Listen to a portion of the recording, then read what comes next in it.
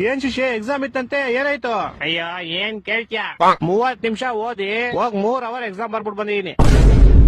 ವಾ ರಿಸಲ್ಟ್ 3 ದಿವಸ ಬಿಟ್ಕೊಂಡ್ ರಿಸಲ್ಟ್ ಬಂತು. 3 ಮಾರ್ಕ್ಸ್ ಬಂದೈತೆ. ಆಮೇಲೆ ನಮ್ಮಪ್ಪ ಮಾರ್ಕ್ಸ್ ಗಳನ್ನ 3 ನಿಮಿಷ ನೋಡಿ 3 ಅವರ್ ನಂಗೆ ಬೆಲ್ಟಲ್ಲಿ ಹೊಡೆದ್ರು. ನಿಂಗ್ ಲೈಫ್ ಅಲ್ಲಿ 3 ಅನ್ನೋದು ತುಂಬಾ ಆಗ್ಬರುತ್ತೆ ಅನ್ಸುತ್ತೆ. ಸಾಮಾನು ನಂಗ್ ಲೈಫ್ ಅಲ್ಲಿ ಏನೇನ್ ಕೆಟ್ಟದೈತೋ ಎಲ್ಲ ಹೋಗ್ಲಿ ಅಂತ 3 ನಿಂಬೆಹಣ್ಣು ತಗೊಂಡು ನಂಗ್ 3 ಸಲ ದೃಷ್ಟಿ ತಕೊಂಡು ರೋಡ್ಗೆ ಎಷ್ಟೇ ಅಪ್ಪ.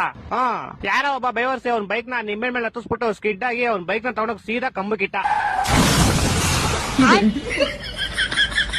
ಬಿಡು ಹೋಗಿ ನಿನ್ ಕೆಟ್ಟದೆಲ್ಲ ಆಕ್ಸಿಡೆಂಟ್ ಅಲ್ಲಿ ಹೋಯ್ತು ಅನ್ಕೋ. ನಾನು ಹಂಗೆ ಅನ್ಕೊಂಡ್ ಆರಾಮಾಗಿದ್ದೆ ಅಪ್ಪ. ಆದ್ರೆ ಗೋಳಿ ಮಗ ಮೂಲಲಿರೋ ಅಂಗಡಿಗೆ ಹೋಗ್ಬಿಟ್ಟು ಯಾರ್ ನಿಂಬೆಹಣ್ಣು ಇಸಿದ್ರು ಅಂತ ಕ್ಯಾಮ್ರಾ ಚೆಕ್ ಮಾಡ್ಕೊಂಡು ನಮ್ ಮನೆಗ್ ಬಂದ್ 3,000 ರೂಪಾಯಿ ಇಸ್ಕೊಂಡೋದ.